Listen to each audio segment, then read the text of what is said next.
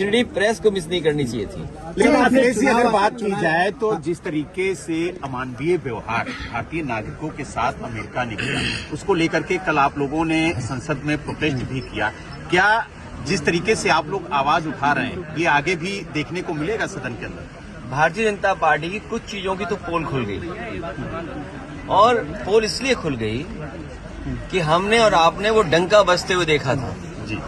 बड़े बड़े इवेंट देखे थे हम लोगों ने, और ये भारतीय जनता पार्टी वाले लोग कोई दिन नहीं चूकता था जिस दिन ये नहीं कहते थे कि दुनिया में हम कहां पहुंच गए हैं, हम कुछ बन गए हैं, विश्व गुरु बन गए हैं। सोचिए आप, जो लोग दिन भर ये कहने से नहीं चूकते थे कि विश्व गुरु बनने जा रहे हैं, अर्थव्यवस्था उनकी तीसरे नंबर पे पहुंच रही है, वो आजकल कैसे चुप घूम रहे हैं, मौन हो गए हैं। जो विश्व कहने वाले लोग मौन घूम रहे हैं, और जिस तरीके से लोग लौट करके आए हैं, ये कह देना कि पहले भी ऐसे लोग लौटे थे, लेकिन पहले हमारी अर्थव्यवस्था इस जगह नहीं थी, इतना हम अर्थव्यवस्था का डंका नहीं पीटते थे। और कैसे लोग आए हैं जिन्हें शौचालय नहीं जाने दिया, बाथरूम नहीं जाने दिया। ये व्यवहार किसी व्यक्ति के साथ हो सकता है, इनह्यूमन व्यवहार है। और दुनिया का एक देश है, शायद हो सकता है अमेरिका से वो मजबूत नहीं उतना, लेकिन वहां के राष्ट्रपति ने मना कर दिया कि हम फौज से लाए हुए अपने नागरिकों को स्वीकार नहीं करेंगे। अंततः अमेरिका को स्वीकार करना पड़ा।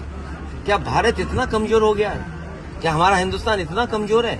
जब हम हिंदुस्तान का इतना बड़ा बाजार दे रहे हैं अमेरिका को, आप सोचिए नोएडा में न जाने कितना बाजार हमने उनके हाथ में दे दिया होगा।